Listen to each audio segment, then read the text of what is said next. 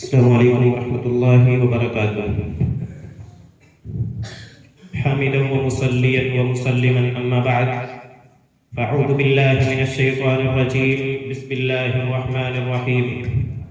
ومن يرتد منكم عن دينه فيمت وهو كافر فأولئك حبطت أعمالهم في الدنيا والآخرة وأولئك أصحاب النار هم فيها خالدون. قابل قدر اساتذہ اکرام، حکم صاحبان، سامنے بیٹھے ہوئے میرے عزیز ساتھیوں، موضوع خطابت ہے فتنہ ارتداد۔ یہ امت بے شمار فتنوں کا سامنا کر رہی ہے۔ بروقت امت محمدیہ جس بڑے فتنے کا سامنا کر رہی ہے وہ فتنہ ارتداد ہے۔ ارتداد کا معنی بیان کرتے ہوئے اہل علم لکھتے ہیں الخروج عن الاسلام الى الکفر، یعنی اسلام کو چھوڑ کر کفر کی طرف چلے جانا۔ اب سوال یہ پیدا ہوتا ہے کہ آخر مسلم قوم اس فتنے کا سامنا کیوں کر رہی ہے؟ کیوں مسلم لڑکیاں غیر مسلموں کا شکار ہو جاتی ہیں سب کچھ جانتے ہوئے؟ کیا انہیں نہیں معلوم کہ اسلام سب سے پیارا اور محبوب دین ہے؟ کیا انہیں اللہ رب العالمین کی یہ آیت یاد نہیں، ان الدین عند اللہ الاسلام؟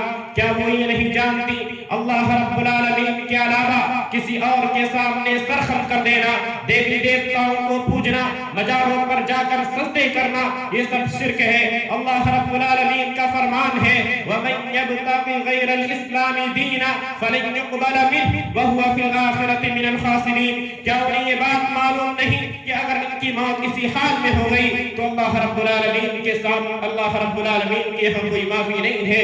وَمَن يَرْتَدِدْ مِنْكُمْ عَنْ دِينِهِ فَيَمُتْ وَهُوَ كَافِرٌ فَأُولَئِكَ حَبِطَتْ أَعْمَالُهُمْ فِي الدُّنْيَا وَالْآخِرَةِ وَأُولَئِكَ أَصْحَابُ النَّارِ هُمْ فِيهَا خَالِدُونَ۔ انہیں سب کچھ معلوم ہے، لیکن اس کے باوجود وہ کیسے ان درندوں کا نشانہ بن جاتی ہیں؟ اس کی دنیاوی وجہ یہ ہے کہ ان کا ایمان اس قدر پختہ نہیں ہے جیسا کہ ایک کامل مومن کا ہونا چاہیے تھا۔ یاد رکھو، ایمان کی بشاشت دل میں رچ بس جائے تو دل کو سینے سے الگ کیا جا سکتا ہے، لیکن دل کے اندر ایمان کی جڑ کو اکھاڑا نہیں جا سکتا۔ تاریخ گواہ ہے کہ انگاروں آگ کے انگاروں میں پشت کے بل لٹا دیا گیا، پتھروں پر گھسیٹا گیا، جسم کے ٹکڑے ٹکڑے کر دیے گئے، لیکن توحید کے متوالے دس سے بس نہ ہوئے۔ ارتداد کی سازش کبھی کامیاب نہیں ہوئی، لیکن موجودہ دور میں ارتداد کی کھیتی لہلہا رہی ہے۔